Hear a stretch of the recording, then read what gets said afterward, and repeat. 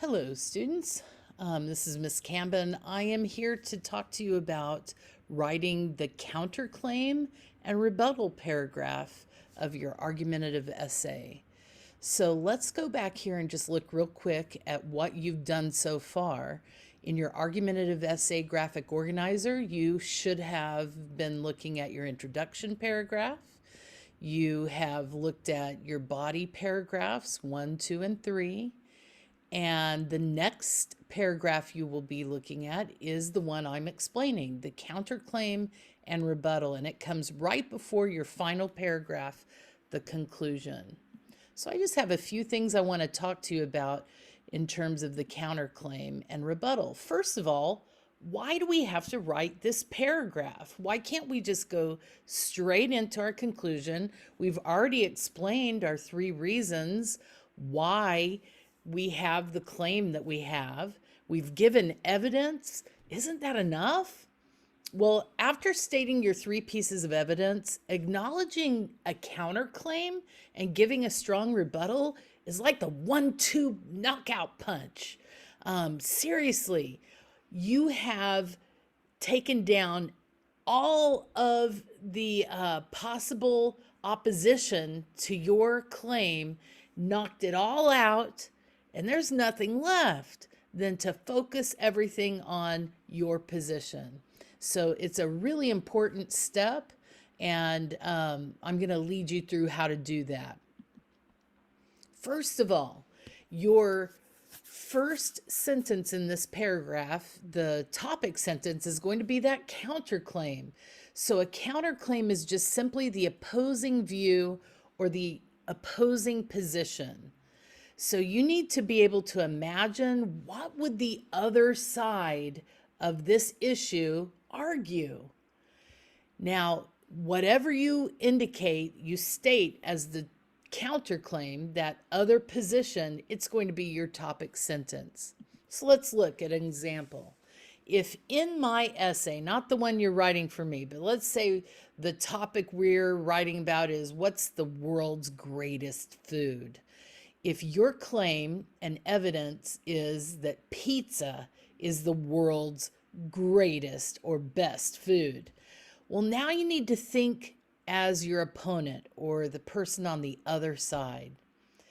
What if they want to take the absolutely opposite side and say that actually salad is the best? And the reason why salad's the best is because pizza's unhealthy. So a better choice for the world's best food is a fresh salad. Well, now you've thought like your opposition. So you would state that as your counterclaim. Now, it's not very powerful to just say, no, I think it's salad. Really, you need to be able to explain that you understand their view. So it wouldn't be very strong to say, my counterclaim here is, it is clear that others think salad is the world's best food. So you just substituted salad for pizza, and all you did was just mention what the other food would be. Well, that's not very powerful. You need to give an explanation, a reason or an explanation along in your counterclaim. So here's a good one. It is clear that others think salad is the world's best food because of its health benefits. So here I've not only mentioned salad instead of pizza, I've given a reason. That is a solid counterclaim. So again, I've visualized it here for you. The counterclaim is here, that others think that salad is the world's best food. So that's the oppositional view. And then I've given my reason, because of its health benefits. Well, now we need to talk about what is a rebuttal. So once you've knocked, remember I said it's a 1-2 punch, knockout. So you just gave the first punch. You just showed that you understand what the opposition is and their reason.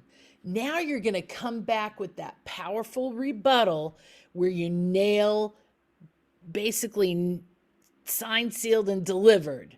This is what my claim is, and I'm standing strong on top of it. So a rebuttal is your answer to that counterclaim. It's almost like, yeah, you say that to me? Well, I'm going to show you what I really mean. So this is the knockout punch. This is where you're basically saying no, and here's why. Maybe with not that much attitude.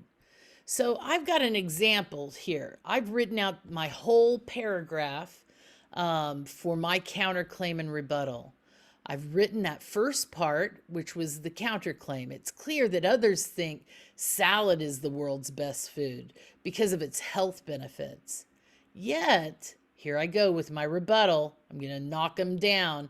I agree with 21% of Americans polled by the Harris poll who agree that pizza contains basic nutrients that combine perfectly to make it the most enjoyable food in the world. So I came back not only with just, no, it's pizza, but I gave a solid reason. Look at this, even a piece of evidence here that I could cite, that it's 21% of a real Harris poll, which is a well-known polling agency. That's a lot of people who are saying that pizza is the best in the world. So it addresses the nutrition here. I said basic nutrients. I'm not going to try to lie or anything. I know it's got some bad stuff, but listen, it does have some of the basic food pyramid. You've got your cheese and your kind of like your veggies with the tomato sauce, and you could have some healthy things on it like vegetables. So it does have some basic nutrients. So I answered back to that health issue, and then I drove home my most important detail here, that I'm not standing alone thinking pizza's the best. I join in with a lot of Americans in feeling the same way. So let me read that one more time, and I've color-coded the counterclaim with the evidence and then the rebuttal. It's clear that others think salad is the world's best food because of its health benefits, yet I agree with 21% of Americans polled by the Harris poll who agree that pizza contains basic nutrients that combine perfectly to make it the most enjoyable food in the world. So, where you're going to go to write this paragraph is right back here to that counterclaim and rebuttal section of the graphic organizer. Let me show it to you here and kind of zoom in. The good news is we even have some starters for you for that counterclaim and starters for your rebuttal.